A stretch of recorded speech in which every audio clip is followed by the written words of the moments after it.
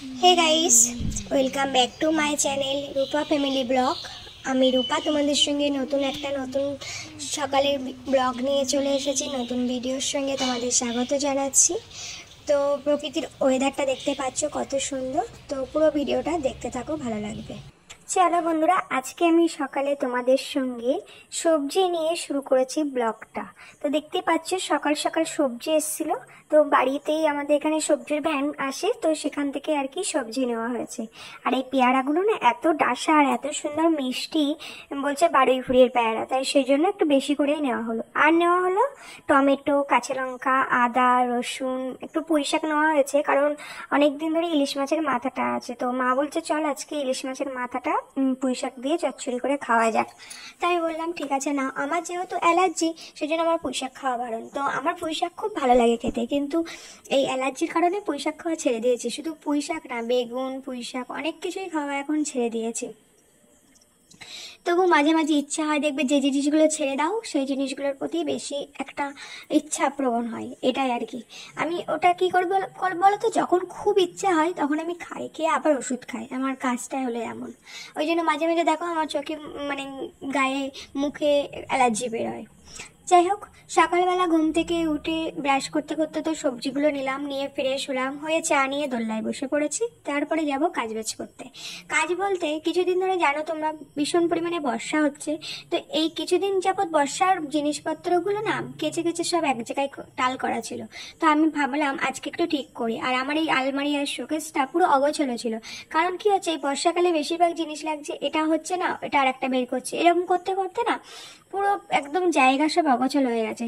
তো ভাবলাম চলো সেগুলো আজকে ঠিকঠাক করি। তো ওগুলো আজকে ঠিকঠাক করে নিলাম। নিয়ে বাড়তে কিছু কাজ ছিল, যেমন বিছনা টিছনাগুলো ছাড়া, ঘর বাড়ি মোছা, পরিষ্কার করা। তো এইগুলো আর আমি তোমাদের সঙ্গে শেয়ার করলাম না, কারণ এইগুলো তো প্রতিদিন তোমাদের সঙ্গে শেয়ার করি।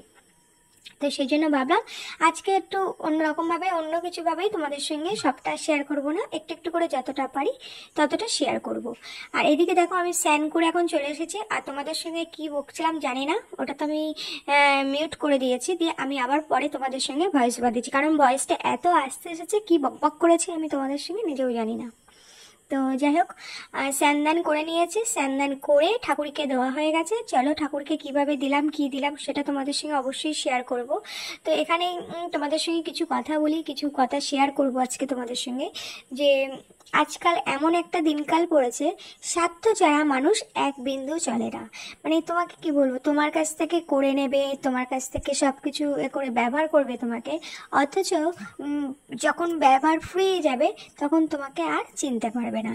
মানে তুমি যখন দেখবে একটা মানুষ প্রতিদিন তোমার কাছ থেকে সুযোগ নিতে নিতে নিতে নিতে তুমি তার প্রতি অনেক কাজ করে দিচ্ছ, অনেক ব্যবহার করে দিচ্ছ, সব কিছু করছো, লাস্টে আলটিমেটলি কি হচ্ছে বলো তো, তুমি যদি একদিন তাকে করতে না পারো, মানে কোনো রকম বিষয়ে যদি তার কোনো কাজ করে দিলে না বা কিছু করলে না, তখন কি হলো, তোমাকে এই একদিনের জন্য সারা জীবনের যে করে আসা কাজগুলো তোমাকে বদনামের ভাগী করে দিল।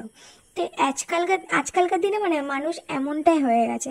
আপন থেকে তো পর অবশ্যই ভালো, কিন্তু আপন পর এখন কোনো মানুষকেই আর চেনা যায় না। এখন এবার যুগ পড়েছে, তুমি নিজের স্বার্থ ছাড়া কিছুই চেও না। মানে তুমি যেমনটা আমাকে দেখাবে আমি তেমনটাই তোমাকে দেখাবো, তুমি যেমন ব্যবহারটা আমার সাথে করবে আমি তেমন ব্যবহারটা তোমার সাথে করব। মানে এমনই একটা দিনকাল পড়ে গিয়েছে।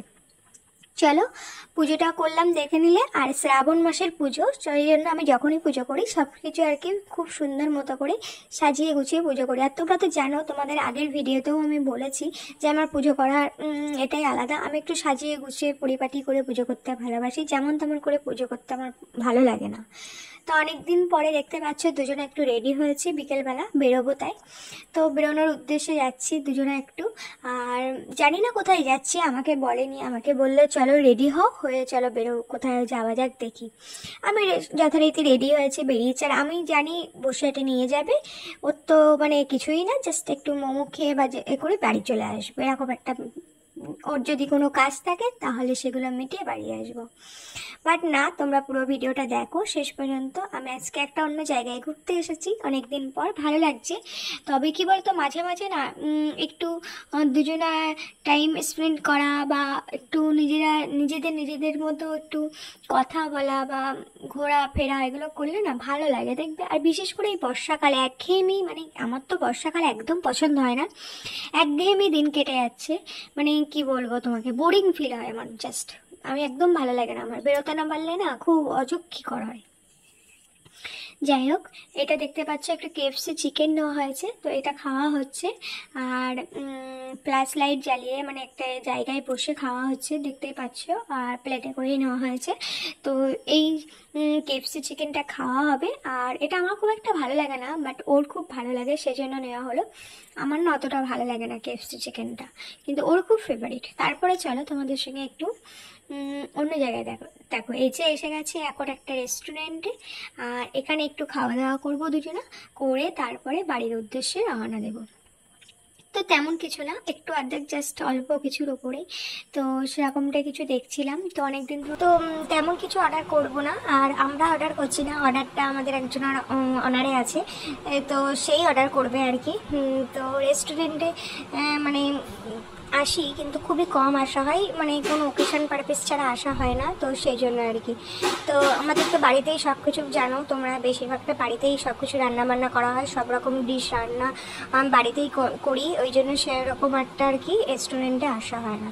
তো চলো, আমরা যে যে কজন ছিলাম আর কি, যে অনারে আর কি এটা আর কি দিয়েছে খাওয়া দাওয়াটা, তো বিরিয়ানি অর্ডার করেছিল, মটনটা করছিল, তো মটন ছিল না বলে এখানে মটন শেষ বলছিল, তাই চিকেন বিরিয়ানি আর চিকেন কি একটা বললো, ডাক বাংলা বলে একটা নাম আছে, এরকম একটা রেসিপি, এই যে ডাক বাংলা, চিকেন ডাক বাংলা এটা।